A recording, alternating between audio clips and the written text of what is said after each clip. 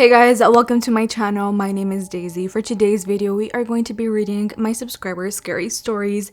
So if you guys are interested, grab your snacks, grab your cobija, and let's get straight into it. So let's begin with our first story by Anonymous. Hi Daisy, this story didn't happen to me, but to my grandma. My grandma lives in Chihuahua, Mexico. At the time this took place, 2 of her grandsons lived with her and my aunt. This story begins one really early morning. It was still dark outside. My grandma woke up to loud noises in the kitchen as if someone was moving things around in a hurry. Her house is small and humble, so the kitchen isn't far at all from her room. She checked her alarm clock. The red numbers of the alarm clock showed it was 3 in the morning. She didn't think anything about it because my aunt had to get up early to get ready for work. But she still felt the need to call out because my aunt would get up at 5 in the morning, not 3. Mija, is that you? No answer. But the noise went silent. My grandma's kitchen has a side door. My grandma says she then heard the side door slam shut. She got up and went to look. There is a small window in my grandma's kitchen. You can see a dirt road and some houses. My grandma said she took a look through the window to see if she could see anybody. She said she saw a woman walking down the road. A woman with long black hair and a long white dress. The woman was walking away from my grandma's house. No one else was outside. Just that woman with her back facing my grandma. My grandma never saw her face. She said that she thought it was my aunt since my aunt has beautiful long black hair and she would also wear a white uniform to work, and my aunt used to walk to work because she didn't drive at the time. My grandma shrugged it off and felt better knowing it was just my aunt going to work earlier than usual. So she went back to bed. At 5 a.m., she was awoken again to kitchen noises.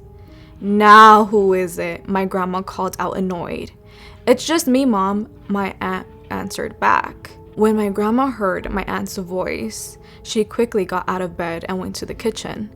Didn't you just leave, like at 3 a.m.? My grandma asked my aunt. No, I was asleep, Mom. You know I get up at 5 a.m., my aunt said. But I saw you walking down the road, my grandma explained. Mom, whoever you saw, that wasn't me, my aunt said, concerned. Following this, my aunt became very ill mentally. She couldn't live a normal life for some time. She was very paranoid of something or someone coming for her. She had bad panic attacks. My grandma told my mother this story when my mom visited her in Mexico after it happened. Nobody really knew any logical explanations. My aunt is now much better, but nobody still knows who that woman was. I have many more stories that I'd really love to hear some theories to and hear others' thoughts. So maybe I'll send more. Much love, Anonymous. Thank you so much, Anonymous, for writing in. I am glad that your aunt is in a better place now. From what it sounds like, maybe whatever your grandma saw, maybe it was like a warning, or even, God forbid, it was someone doing her brujeria, some witchcraft, God forbid that. But regardless, the important thing is that she is in a better place now. That's what really matters. So that's good to hear. And of course, send in more stories. This is an open discussion down below in the comments, you guys. Right? We are in an open discussion. We love to hear each other's scary stories, give our respectful feedback. We love that here. So thank you so much, Anonymous, for writing in. Now moving on to the next story. Hi Daisy, my name is Maxine. I have a story that was told to me while I was growing up. Keep in mind, my family is very spiritual, so we do believe in the abnormal. So the story goes like this. I have an uncle named Jimmy. He was a big time troublemaker growing up. He was in gangs and got into many altercations. One night, we had a party at a bar called Sevilla's. He was hanging out with his friends named Martin, Ricky, and David. So it was 2 a.m. as they were leaving the bar. Jimmy was dressed in a casual tank top and blue jeans with boots. His friend, Martin, was dressed somewhat similar to him, except he was wearing a hat. Anyways, they were really drunk, so they weren't going to drive. Plus, Jimmy's home was down the block to where they were at, so they decided to walk home. As they were walking, Ricky mentioned a shortcut to get to the house. He said, if we walk through the cemetery, we can make it home quicker. Jimmy, Martin, and David all agreed, not thinking anything of it. So, they all jumped over the cemetery gate and started walking. They were all laughing and talking, following Ricky. Martin was right behind Ricky when he got distracted. Martin saw this woman from a distance. He stopped dead in his tracks. Ricky saw Martin stop and saw him staring at something from a distance, so Ricky looked at the direction of what he was staring at, and he saw the woman too. She looked like she was walking towards them. Jimmy and David see Ricky and Martin staring at something, so they go and see what they're looking at. Now, they too are seeing the woman walking towards them. As she was getting close, they could see that her face was covered in a white veil, and she was in a white dress. They all realized what they were seeing, and they all froze. They ended up turning around and booking it back to the gate of the cemetery, and as they were running, Martin lost his hat in the process. They jumped over the gate and ran home. The next day, they all got up and started talking about what happened last night, like it was a dream or something. Martin asked them if they could go back to the cemetery since he wanted to retrieve his hat, being that it was expensive. So they all went back, and as they were walking, they stopped at a tombstone. Martin's hat was sitting right on top of it. They were all dumbfounded as they saw the hat. As Martin bent down to grab it, he read the tombstone reading, "Here lays a newly wife and mother. May you rest in peace." They all looked at each other and got the chills and started running. Till this day, they will never go near that cemetery. Maxine. Okay, so note to self to never take a shortcut through the cemetery, regardless if it's gonna save you an hour, 2 hours. I'd rather be safe than sorry, okay? So thank you, Maxine, for just making that very clear to me. But have you guys heard of that superstition of dusting off your feet before you enter your car when you go to the cemetery to not bring anything back home? Have you guys heard that superstition, or am I the only one? And also, do you guys have any other superstitions when it comes to cemeteries? I would like to know about that because I'm just trying to play it safe out here, okay? And Martin, did he keep the hat? That's my question, Maxine. That's my question. I would have burned it. Thank you so much, Maxine, for writing in your story, girl. But now moving on to the next story. Hey Daisy, my name is Mari. My family is from a small pueblito in Oaxaca that is close to Puebla. There are many creepy things that happen in that pueblo, especially in my grandma's houses.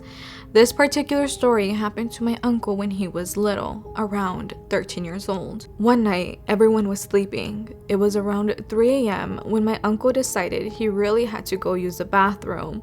Since it's Mexico, the bathroom was outside in the upper left corner of the backyard. My uncle opened the back door of their house to get to the restroom. It was dark since back then there was no light in their house. So the only light there was a street light in the corner of the street. Luckily, they live in the corner, so you could kind of see into the backyard. Once he stepped outside and walked to the middle of the backyard, he saw a lady in all white dancing in the middle of the backyard. He froze and then ran back inside. Frantically, he told my grandma what happened, but he kept stuttering and she could not understand him. Then his head turned all the way to the side, close to his shoulder, and he could not move it. he was stuck like that till the morning. In the morning, my grandma took him to a curandero and he cleansed him, fixed his head, so he was back to normal. Since then, my uncle stutters when he talks to this very day, all because of what he saw that day that scared him so bad.